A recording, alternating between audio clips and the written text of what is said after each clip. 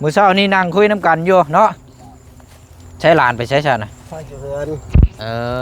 อเดี๋ยวยับมาพี่ละยับมาพี่ก็ได้นี่กำลังนั่งพูดคุยกับเจ้าอยู่ดีๆแหละบัดนี้หลังจากวางไปแล้วพอดีทั้งบ่จันอยู่ว่าทีมงานเฮานี่แหละเพิ่นแชทมาบอกว่าเพิ่นบ่ได้เดินทางขึ้นมามื้อนี้เฮาเข้ามาตอนนี้ก็3 โมงเนาะจังมาแจ้งบอกทั้งพ่อนะเพื่อความพร้อมนํกันบัดนี้เนาะว่าเฮาก็ฮู้จักได้ว่ารอแล้วมีแต่ว่าไปบอกทางอำนาจผู้ปกครองเนาะมื้ออื่นนี่เป็นไปได้อยู่บ่พ่อได้เนาะ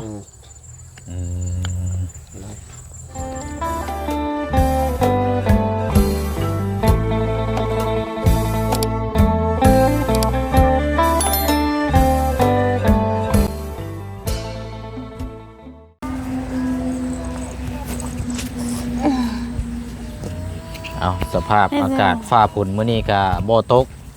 เป็นครึมๆเทาๆคือเก่ามื้อนี้ก็เนาะ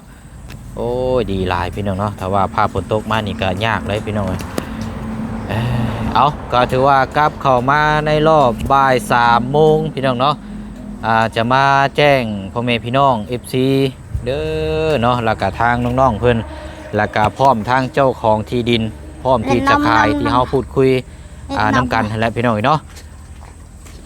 เอาพอดีว่าได้คำจากทางทีมงานเนาะคือทางบุเชียงแจ้งพ่อแม่พี่น้องไปและพี่น้องเนาะก็คือรอทางทีมงานถ้าทีมงานมาบ่ได้ก็เฮาจังว่าพูดคุยแล้วก็จังว่าน้ำกันอีกทีนึงบัดนี้พี่น้องเนาะพอดีว่าได้รับสายจากทางบ่อจันพี่น้องเนาะทางบ่อจันนี่แจ้งมาแล้วบอกว่าอาจจะบ่ได้เดินทางขึ้นมาอีกหลายมื้อหลายวันเพราะว่าอยู่บ้านก็เวียกงานครอบครัวแน่แล้วก็มีเคสแน่แหละพี่น้องเนาะทางบ่อจันก็ได้แจ้งมาบอกว่าให้ทางบุเชียงนี่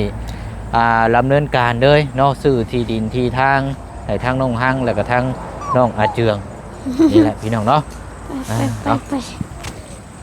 กับทักทายสบายดีและสวัสดีพ่อแม่พี่น้องเบิร์ดสุขุสุคนในพี่น้องเด้อเนาะมาพบมาเจอกันอีกคือเก่าคือเดิมเนาะเพิ่มเติมแน่ก็มาแจ้งก้อนบันนี้พี่น้องเนาะแล้วก็จังซื้อให้ทางน้องๆเพิ่นมาเรื่องที่ดินที่ทางเนาะมีแต่ว่าก็ตามนั้นแล้วบัดนี้พี่น้องเนาะเพราะว่าทางบ่จันก็ได้แจ้งในช่องของเราไปแล้วเนาะพี่น้องเนาะเพราะว่าทางบ่จันเพิ่นก็น่าจะบ่ได้เดินทางขึ้นมาแล้วก็มีแต่ว่าจะโอนเงินขึ้นมาผ่านบ่เสียงแล้วก็จังสิมอบส่งต่อให้เจ้าของที่เพิ่นจะขายที่ดินให้เนาะพี่น้องเนาะเอาก็ถือว่าที่ดินแปลงที่4เนาะที่เฮารุ่นน้ำกันไปเบิ่งน้ำกันบัดนี้พี่น้องเนาะไปนัดหมายแล้วก็บอกพูดคุยนายบ้านอำนาจการผู้ปกครองนัดก่อนแล้วพี่น้องต้องนัดมื้อนี้และมื้ออื่นนะพี่น้องเนาะ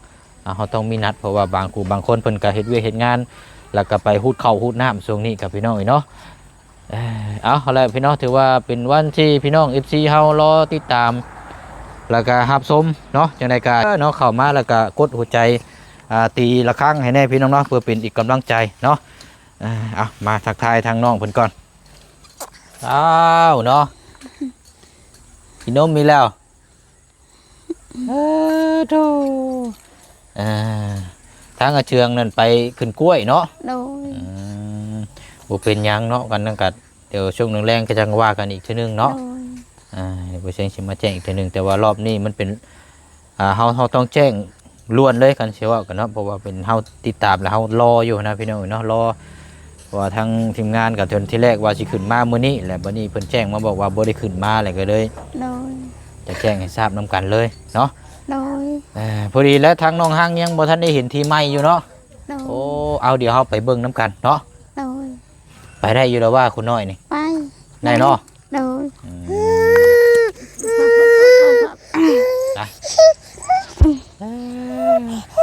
เบิ่งเด้อหัวเด้อ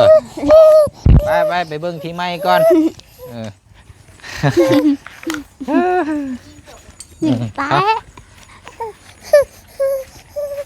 เอาป้อนเราน้ำรดหานุ่มเราจังหวะ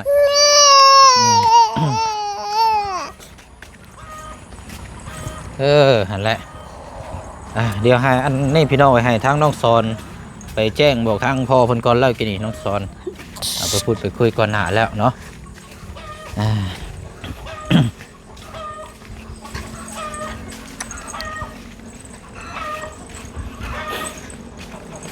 ถ้าอนุมัติมาแล้วก็จัดเลยพี่น้องบ่ได้รอแล้วอันนี้คือบ่เสียงรอคำตอบคือจากทางทีมงานเด้พี่น้องเนาะบ่ได้ก็บ่เป็นหยังพี่น้องเนาะก็ผ่านเงินสมทบมาโอนมาแล้วก็จังบัดขึ้นมาแล้วก็จังมาเยี่ยมยามอัปเดตเบิ่งน้ำกันอีกทีนึงเนาะ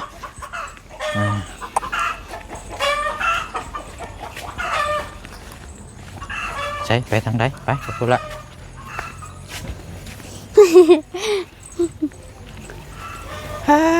พี่ละมาพี่เอาไปพี่เอาใช้เจ้าของที่ดินโอ้เอาสบายดีโอ้ถ่าหึงบ่ไอ้ในสนอขอโทษขออภัยได้หลายได้ที่ทำให้รอถ่าหึงใช้อันพอพนอยู่พ่อละยันเพื่อนละป้าเอิญเราลงมาไปพุ่นละไปตีพุ่นละไปย่างไปพุ่น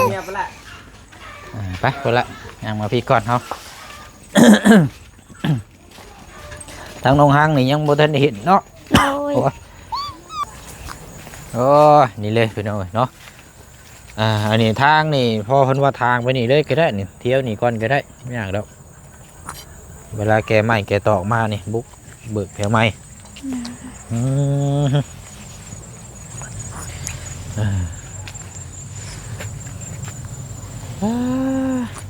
นี่แหละเป็นจังไดคักอยู่วะคักโอ้ติดกับเดินน้องสอนได้นี่นี่ต่อกันติดกันเลยนี่นี่แหละนี่เดินคอยยังลอยเดียวนึงคือด้านเสียเมียนไอลานต่อติดกันเลยกับเดินน้องสอนนี่แต่ว่าหม่องที่เฮาจะซื้อให้นี่คือบริเวณนี่แหละพี่น้องเฮาจังเวลาเฮาซื้อเฮาจังเอาตลับเม็ดมาดึงเบิ่งอีกทีนึงเนาะใช้พอเราอยู่ใช่ละน้ำบ่มาพี่ก่อนเนาะแล้วพี่น้องเนาะกราบบ้านนี่น้องซ้อนมาพี่ก่อนเจ้าเดี๋ยวก่อนอื่นเนาะอันนี้พี่น้องเดี๋ยวบุเชียงแจ้งเพิ่มเติมน้ำอีกก่อนเนาะทางน้องซ้อนนี่ตอนนี้บุเชียงกำลังเปิดสมทบซื้อรถจักรให้ทางน้องเพิ่นในตอนนี้เนาะแต่ว่ายังบ่ทันได้มียอดมาเด้อพี่น้องเด้อเนาะมีแต่นำบุเชียงนี่ 1,000 บาทเงินบุเชียงเองอยากซอยเจ้า 1,000 บาทเด้อแต่ว่างบมาครอบครบมื้อใดก็แม่นว่าเฮาก็จังว่ากันเนาะแต่มีอย่างเพิ่มเติมเดี๋ยวมาแจ้งอีกทีนึงเอาอะไรพี่น้อยกันพอเพิ่นมาเลยบัดนี้เอาสบายดีพอเด้อมื้อเช้านี้นั่งคุยน้ำกันอยู่เนาะใช้หลานไปใช้ชานะพ่อเพื่อนเดี๋ยวยับมาพี่ละยับมาพี่ก็ได้เอาพอดีว่ากลับเข้ามาอีกรอบนี้ก็จะเป็นรอบที่คันสิว่าตัดสินกับโมเมนเนาะคันว่าตัดสินนี่แหละเนาะตัดสินเนี่ยก็จังอนุมัติเนาะรอบตัดสินเพราะว่ามื้อเช้านี่กำลังนั่งพูดคุยกับเจ้าอยู่ดีๆแหละบัดนี้หลังจากวางไปแล้วพอดีทั้งบ่จันอย่าว่าทีมงานเฮานี่แหละเพิ่นแชทมาบอกว่าเพิ่นบ่ได้เดินทางขึ้นมามื้อนี้จะอีกหลายมื้ออยู่หั่นนะเพิ่นเลยแจ้งบอกเฮาว่าให้ดำเนินการเลยบัดนี้ซื้อที่ดินในทางน้องๆเพิ่นเลยซะเป็นเงินหรือว่าเป็นงบอย่างเดียวเพิ่นสิโอนผ่านมาแล้วให้เฮาดำเนินการเดี๋ยวเพิ่นขึ้นมาก็จังเบิ่งปันอีกทีนึงหั่นนะก็เลยว่าเฮาเข้ามาตอนนี้ก็3 โมงเนาะจังมาแจ้งบอกทั้งพ่อนะเพื่อความพร้อมนำกันบัดนี้เนาะว่าเฮาก็ฮู้จักได้ว่ารอแล้วมีแต่ว่าอนุมัติแล้วก็อย่าให้พ่อนะเป็นคนชี้แจงไปบอกทางอำนาจผู้ปกครองเนาะเมื่ออื่นนี่เป็นไปได้อยู่บ่พ่อได้เนาะอันก็เพราะว่าที่ดินอยู่บ้านนี่เขาบ่เคยซื้อจักเทื่อได้พี่น้องก็สิบ่ยากปานใดหรอกมั้งเนาะกันบ่ยากนะเฮาก็บ่ซื้อเด้อเนาะแต่การมาก็บ่เคยอย่างนั้นบ่ยากหรอกเนาะที่ดินที่ทางก็ตามที่เฮาพูดคุยกันไว้ก็ยาว16เนาะพอเนาะกว้าง12 แต่ว่าเฮาบัดบืนพุ่นพี่น้องเอ้ยเฮาเบิ่งตัวจริงกันว่าเฮาสิเอาหน้ายาวหรือว่าสิเอาความสั้นเนาะหน้ายาวนี่ก็16หรือว่าสิเอาสั้นนี่12นี่ก็จังว่ากันอีกเทื่อนึงเนาะเฮาวัดไปเบิ่งตัวจริงนำกันอีกเทื่อนึงมีแต่ว่าก็มื้ออื่นนั่นแหละแล้วพอเด้อให้พ่อน่ะไปแจ้งทางในบ้านนะผู้ปกครองผู้เพิ่นที่รับรู้เกี่ยวกับเรื่องที่ดินที่ทางนั่นแหละมาเบิ่งเป็นสักขีพยานนำกันเนาะแล้วก็อีกฝ่ายหนึ่งที่จะว่าฟังนี้บ่ก็แจ้งบอกเพิ่นนำแล้วพอเด้อแล้วก็ทางฟังนี่ก็ทางน้องสอนนี่เจ้าของเพิ่นอยู่นี่ให้มาเบิ่งนำกันมื้ออื่นเพราะว่าเวลาแบ่งเวลาหยังนั่นล่ะต้องมาเบิ่งนำกันเดี๋ยวบ่เป็นยังดอกเขาเป็นแดนแล้วทางคนแดนมันแล้วอันนี้ก็คือกันน่ะแดนอยู่แต่ว่าหักคันว่านั่นก็มาเบิ่งนำกันเนาะให้มันจบมันงามมันอย่าว่ามันมีปัญหาที่ดังนะเวลาซื้อขายพวกหยังคือบ่แจ้งบอกนะมันสิยากเจ้าให้เจ้าท่านดำเนินการตัวนี้เลยสองผู้เจ้าแหละทางนี้กับทางนี้เลยทางนี้กับบ่เป็นหยังเนาะซุมเฮานี่ซื้อนี่บ่มีปัญหาหยังดอกแต่ว่าย่านทางเจ้าแล้วมันสิตามมานะย่านตามปัญหามาแล้วยันว่าเอาเวลาซื้อขายเจ้าซื้อขายให้คนนั้นคนนี้เจ้าคือบ่มาถามเพิ่นก่อนเพราะว่าไม่เป็นดินติดกันเด้กันว่าที่ดินของเจ้าเองเลยน่ะมันบ่ยะยันมันปัญหาตามมาหลังไม่เดียวให้เรามาเบิ่งน้ำเลยบอกให้เขาเจ้าทำฮู้น้ำเนาะว่าที่ดินผู้นี้เฮาขายให้ผู้นี้เด้อแล้วก็สิได้เข้าใจว่าอ๋อนะทางนี้ก็แม่นนั่นแหละนางอ้อนกับน้องคนนี้แหละเลยน้องคนมาเบิ่งน้ำมาเบิ่งน้ำกันนั่นแหละเนาะเราเบิ่งน้ำกันได้เลยจะเป็นแดดหมดแล้วก็เบิ่งเพิ่มเติมน้ำกันอีกเนาะเพราะว่าการซื้อขายนี่มันก็เบิ่งเพื่อความชัดเจนเนาะอะไรกันไม่แต่ว่าฝากทั้งพอเพิ่นก็ไปพูดไปคุยบอกแจ้งในบ้านดีลายกับไปซื้อหลักปักเลยซื้อหลักปูนเนาะซื้อหลักปูนบ่เป็นหยังก็ได้ก็เฮาพังหลักไม้ก่อนก็ได้พังหลักไม้โชว์ข้าวกันว่าเฮาว่ามีงบมีหยังเฮาจังซื้อหลักปูนมาบางเทื่อบางที่อนาคตของทางน้องๆเพิ่นนี่เทื่อมีผู้ใหญ่เพิ่นอุปถัมภ์ค้ำชูนี่อาจจะได้ซื้อหลักหัวหยังมาอ้อมนะเพราะอ้อมไว้เห็นหัวอ้อมไปเลยมันก็สิดีเนาะสำหรับเฮาเนาะของปลูกของพังเดี๋ยวมันก็จังสะดวกสบายแน่แต่เอาผังรักไว้ก่อนก็ได้อันนี้นี่ใบตาดินนี่มีครบเบิดมันว่าพ่อเจ้านะใบตาดินมันบ่มีไม่ได้ออกใบซื้อขายให้บ่ออกใบซื้อขายให้แล้วก็เจ้าเป็นสักขีพยานเนาะคันว่าคืออนาคตคันว่าเพิ่นบ่มาเฮ็ดมาอย่างจังแทกวัดแล้วก็จังเฮ็ดไม้เนาะสิบ่เราเฮ็ดเองเนาะอยากเฮ็ดยังบ่ได้ดอกแต่มันเป็นส่วนของพ่อแต่ว่าเป็นส่วนของเจ้าเนาะแต่ว่าเวลาเพิ่นมากล้วยนี่แต่ว่าเวลาเพิ่นมาเฮ็ดใบตะดินเพิ่นก็ต้องถามต้นขั้วผู้ใดหรือไอ้มาว่าเจ้าว่าที่ดินผู้นี้ชื่อน้ำผู้ใดน้ำผู้นั้นผู้นี้เพิ่นก็สิไล่มาเบิดให้แหละแต่ว่าหนึ่งมาสำคัญก็ต้องใบเนาะใบซื้อขายเท่านั้นแหละใบมอบกรรมสิทธิ์เท่านั้นแหละเก็บไว้ให้ดีอันทางน้องๆเพิ่นก็เป็นครอบครัวเริ่มต้นใหม่พี่น้องเนาะยังบ่ทันได้มีขึ้นสมนุครัวแล้วก็ยังบ่ทันได้มีหยังอยู่หลังจากเฮามาเพิ่นละสร้างครอบครัวใหม่แล้วก็จังไปเฮ็ดเนาะเป็นขึ้นสมนุครัวให้ถูกต้องตามกฎหมายเวลาเจ็บไข้และป่วยไปหามื้อหาหมอก็จังบ่แพงมันง่ายเนาะมันง่ายได้พอคือบ่มีหยังไปเลยนี่คล้ายๆกันสิว่าก็คือคนเถื่อนนี่แหละเนาะย่างไปเพิ่นบ่ติเพิ่นเลยเพิ่นยังเอาแพงเอาไปมันอยากตัดออกเลยก็ได้บ่เป็นหยังอยากให้มันบ่ให้มันดังเนาะแม่นอันนี้ต้องออกอยู่แล้วตัวนี้นี่ออกเลยซะเนาะเอาไว้ก็บ่ได้กินหยังเนาะบ่ได้กินหน่อไม้เนาะ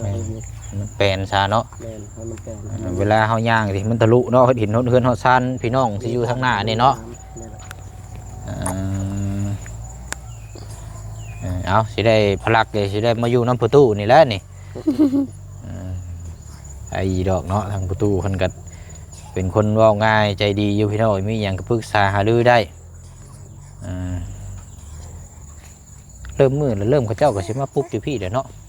ขยับขยายออกมาเนาะมันซ่านนี่ก็ทางเทิงมันบ่งามบ่ถามสุดก่อนคือว่าภาคนั้นมันถามว่างามกับบ่ปานใดพ่อนั่นที่ติดห้วยอันใด ที่ดินห้วยน่ะมันเป็นที่เหวลงเด้ มันเป็นชั้นเนาะ มันเป็นชั้นลงแล้วบัดนี้เพิ่นก็ คือว่าเพิ่นบ่หม้องขายแล้วมันแพงโพดและชุมเฮานั่นบ่มีงบฮอดพอปานนั้นนะแล้วเฮาซื้อแล้วเฮาต้องมาปรับดินปรับหยังอีกมันก็มันสิใช้เงินหลายวันนี้เฮาก็เลยถอยก่อนพอดีแล้วก็มาเจอครับทางเจ้านี่แหละทางพ่อนี่ก็ว่าสิแบ่งให้กับที่ว่า ธรรมดาอยู่นี่มัน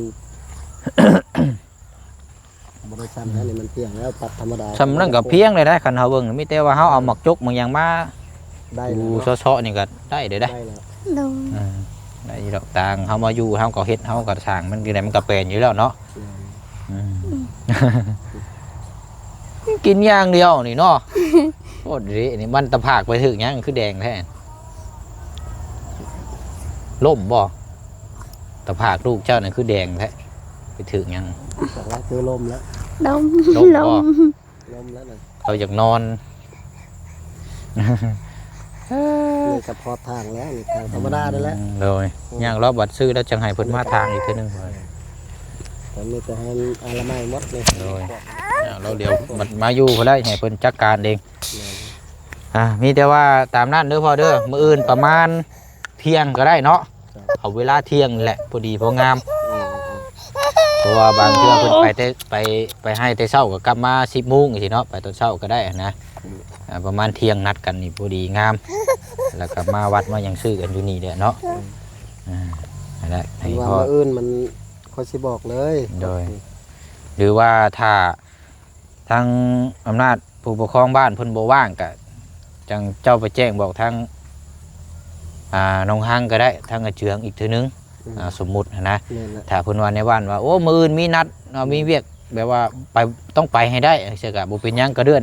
มื้อหน้าไปอีกมื้อนึงก็ได้เนาะแต่ว่าขอให้แจ้งบอกเด้อพ่อเด้อ สิถามเบิ่งต้นแรงใช่ว่าถามเบิ่ง โดยตอนแรกไปถามบอกเรานั่นแหละครับให้แจ้งบอกกันก่อนเนาะว่าเวลาเราเห็นหันเห็นนี่มันจังสะดวกสบายเอาสามีแต่ว่าตามนั้นเด้อพ่อเด้อ จ้า มีอย่างจังใดกับเจ้าแจ้งบอกทางน้องๆเพิ่นแล้วเฮาสิมาเอาคำตอบทางน้องเพิ่นอีกทีนึงก็ได้เนาะ จ้า เด้อเอาขอบใจหลายๆพ่อเด้อเด้อ